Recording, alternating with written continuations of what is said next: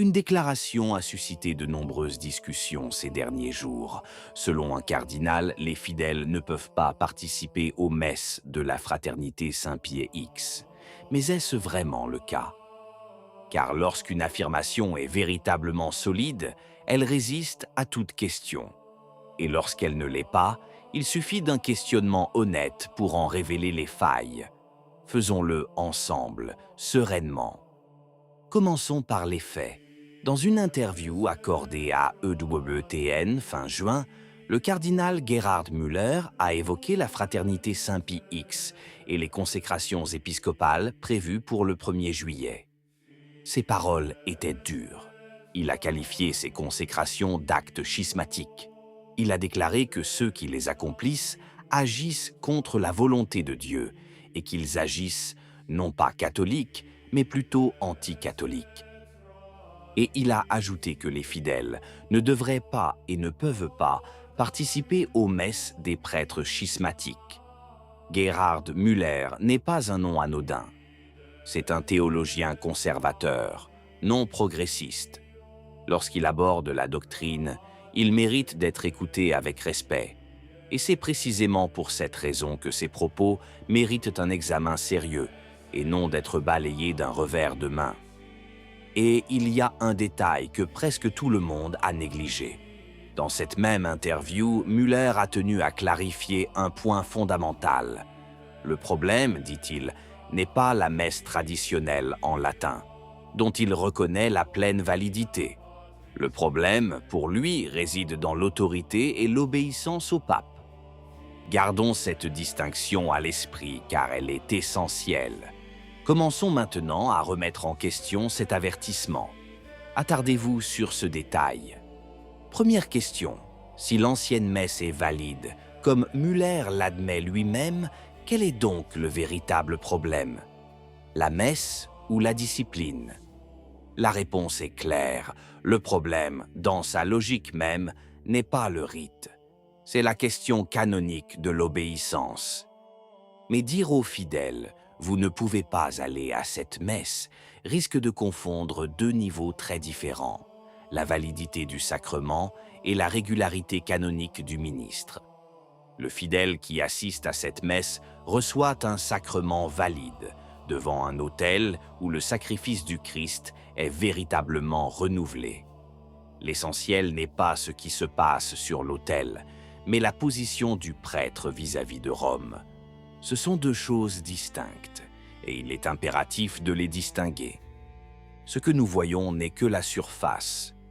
Deuxième question, encore plus gênante, s'il s'agit réellement d'un schisme, pourquoi le Vatican n'a-t-il jamais utilisé officiellement ce terme? Il s'agit d'un fait et non d'une opinion. Tout au long de cette affaire, le Saint-Siège a évoqué un acte schismatique relatif aux consécrations, mais n'a jamais formellement déclaré la fraternité Saint-Pierre schismatique en tant qu'entité. Le mot que Müller emploie avec tant d'assurance, Rome l'a toujours évité. Et il ne s'agit pas d'un détail, car si la société était simplement en dehors de l'Église, la question aurait déjà été réglée depuis longtemps. En réalité, c'est bien plus nuancé. Prêtre qui professe le credo dans son intégralité, qui administre des sacrements valides, dans une position canonique irrégulière, mais non hérétique. Troisième question. Et ici, nous interrogeons Müller lui-même, en le confrontant à ses propres mots. Car quelques jours auparavant, au consistoire, le cardinal avait tenu des propos différents.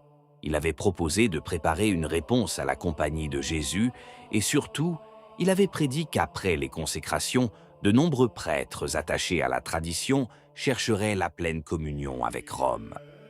Il avait même suggéré de les accueillir à nouveau avec une structure semblable à l'Ecclesia Dei souhaitée par Jean-Paul II en 1988. C'est là que réside le paradoxe que personne n'ose nommer. D'un côté, on dit aux fidèles « ce sont des schismatiques, n'y allez pas ». De l'autre, on dit aux dirigeants « préparons-nous à les accueillir de nouveau ». On ne peut pas considérer quelqu'un comme définitivement séparé de lui et planifier son retour au pays en même temps. Soit c'est un ennemi, soit c'est un frère qu'il faut réunir. Les deux sont incompatibles. Et ceci nous amène à l'élément le plus surprenant de toute cette histoire, car pendant que les cardinaux discutent du schisme, à l'extérieur, dans le monde réel, un événement se produit qui bouleverse complètement la situation.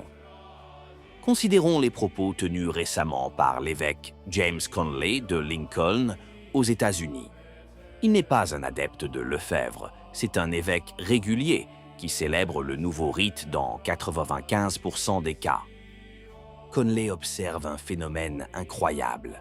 On constate un regain d'intérêt pour tout ce qui est traditionnel, surtout chez les jeunes. Ils aspirent au respect. Ils recherchent la transcendance. Ils veulent de la beauté dans la liturgie. Quatrième question.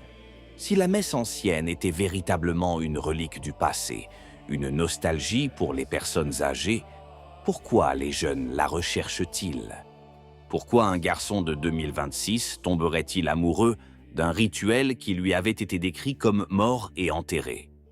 Conley lui-même apporte la réponse, car dans ce rite, les jeunes trouvent ce qu'ils ne trouvent plus ailleurs.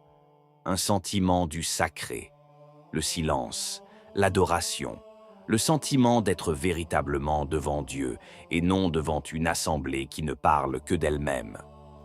Et il ne s'agit pas seulement d'une question interne à l'Église, elle a même atteint la presse laïque.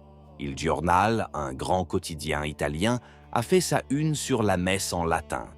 Le rédacteur en chef, Tommaso Cerno, a intitulé son éditorial « Pourquoi l'avenir parle latin ?» Attardons-nous sur ce titre, car il est sensationnel. Un journal laïque et non catholique va jusqu'à affirmer que le latin, la tradition, n'appartient pas au passé, il représente l'avenir. Exactement le contraire de ce qu'on nous a répété pendant 60 ans.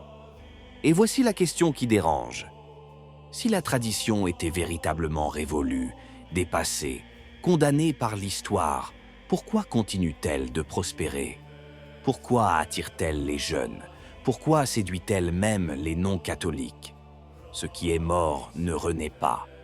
Pourtant, elle renaît sous nos yeux. Voici donc le tableau complet. D'un côté, l'avertissement solennel d'un cardinal. N'y allez pas, ce sont des schismatiques.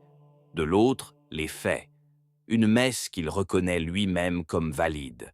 Un mot, schisme, que Rome n'a jamais prononcé officiellement, un retour déjà envisagé et une renaissance qui commence précisément avec les plus jeunes.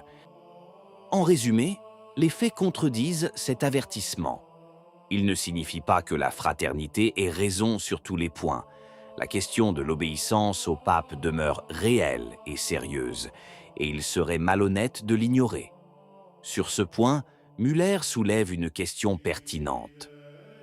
Mais on dit que ce rejet hâtif, schismatique, resté à l'écart, ne résiste pas à l'examen.